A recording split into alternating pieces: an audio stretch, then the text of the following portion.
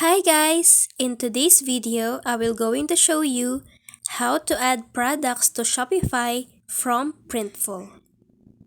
First, go to your Shopify store, then select Apps. Visit Shopify App Store, type Printful to the search bar, then click on Add App. And then install app. After installing the app, connect your Shopify store to Printful account.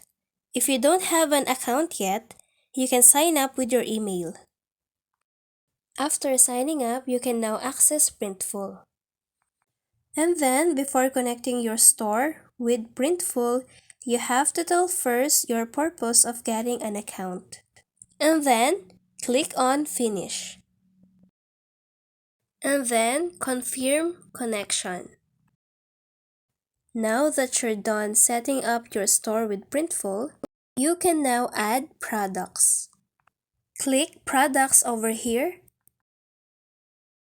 and then click on Add Products.